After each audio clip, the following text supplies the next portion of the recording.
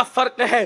عورتیں صرف گھر میں کپڑے دھلنے والی نہیں, عورتیں گھر میں صرف کھانا پکانے والی نہیں, عورتیں گھر کے اندر صرف بچوں کو نہلانے دھلانے اور دودھ پلانے والی نہیں, بلکہ ہمارے یہاں کتنی عظیم خواتین ہیں جو اللہ اکبر امت کی علمی رہنمائی کر رہی ہیں اور کرتی نظر آ رہی تھی. فتوے کے منصب پر فائز تھی. اما عائشہ پاک مفتی 4 ملت کہلا رہی تھی, اور آج میری بہنوں کو کلمہ پڑھنا نہیں آتا. نتیجہ یہ ہے جب ہمیں کلمہ پڑھنا نہیں آتا تو ہمارے بچوں کو بھی کلمہ پڑھنا نہیں آتا. مجھے یہاں پر ایک بات یاد آئی, اللہ اکبر, علم کی برکت دیکھیں. آج کی بچیاں شوہر غریب ہو, آج کی بچیاں شوہر غریب ہو تو کیا کرتی ہیں؟ وہ سوچتی ہے کہ اب مجھے اس کے ساتھ نباہ نہیں کرنا, میں نے چلی جانا. کیوں؟ کیونکہ اس کے لیے سب کچھ دولت ہے, سب کچھ اچھا لباس ہے, سب کچھ مال ہے. اس کو پتہ ہی نہیں ہے بل تؤثرون الحیات الدنیا والآخرۃ خیر وابقی. آخرت بہتر ہے اس دنیا سے. دنیا میں پائیداری نہیں ہے, دنیا میں ثبات نہیں ہے. اللہ ارشاد فرماتا ہے فمن شاء اتخذ الی ربہ مآبا.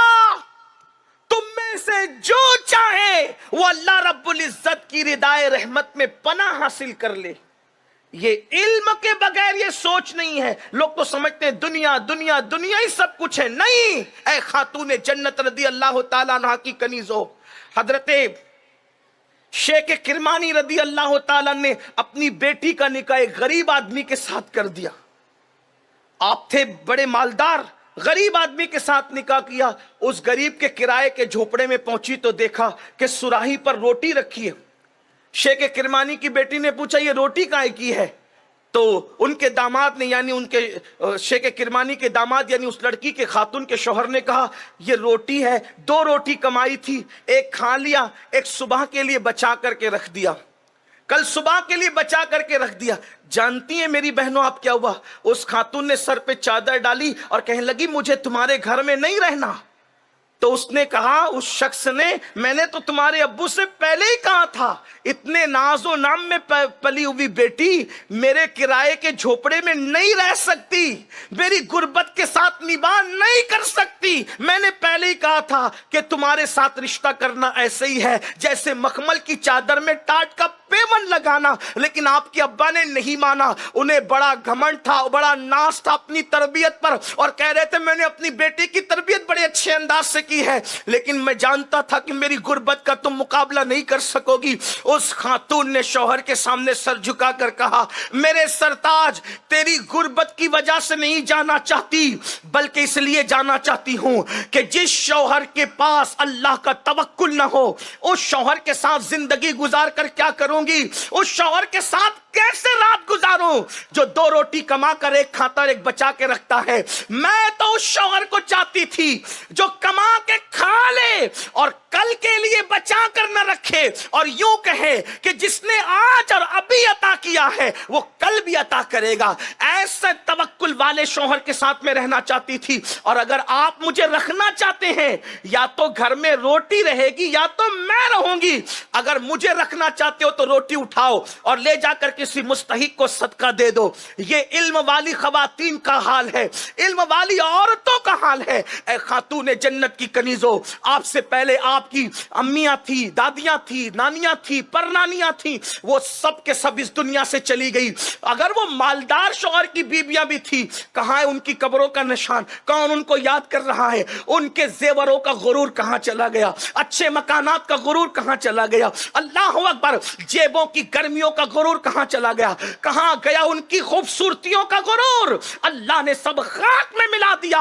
اللہ اکبر, جہالت کی وادیوں میں خدا کے غضب کو دعوت دینے والیوں کا غرور خاک اور مٹی میں مل گیا, قبروں کا نشان بھی ختم ہو گیا. مگر دیکھو جنہوں نے علم حاصل کر کے عمل کیا, اللہ کو راضی کیا, آج بھی اس عورتوں کا نام منبروں پر لیا جا رہا ہے, خطبہ لے رہے ہیں, علماء لے رہے ہیں, دانشور لے رہے ہیں. آخری بات اپنی عنوان کے حوالے سے عرض کر کے اپنی بات مکمل کرنا چاہتا ہوں, اس لیے کہ علم کی بات ہو, علم کی, اور رابعہ بصری کا ذکر نہ ہو تو شاید علم کی تاریخ عورتوں کے حوالے سے مکمل نہیں ہو سکتی۔ رابعہ کا نام رابعہ اس لیے ہے کہ 3 بیٹیوں کے بعد یہ چوتھی بیٹی پیدا ہوئی تھی، اور آپ کو پتا ہے جس وقت تو 2 بیٹیاں ہو جاتی ہے تو تیسری مرتبہ میں سب کو امید یہ ہوتی ہے کہ بیٹا ہی ہوگا، پھر بیٹی ہوتی ہے تو کچھ لوگ ناراض ہوتے ہیں اور سوچتے ہیں کہ چلے اب چوتھی بار بیٹا ہوگا۔ یعنی ہر مرتبہ انسان کو تمنا ہوتی ہے، لیکن آپ سے یہ بھی کہتا ہوں میری بہنوں، بیٹیوں سے ناراض مت ہوا کرو، کیونکہ آپ خود بیٹی ہو۔ اگر آپ کے ماں باپ نے بھی آپ کے ساتھ وہی سلوک کیا ہوتا تو آپ کا وجود کہاں رہتا۔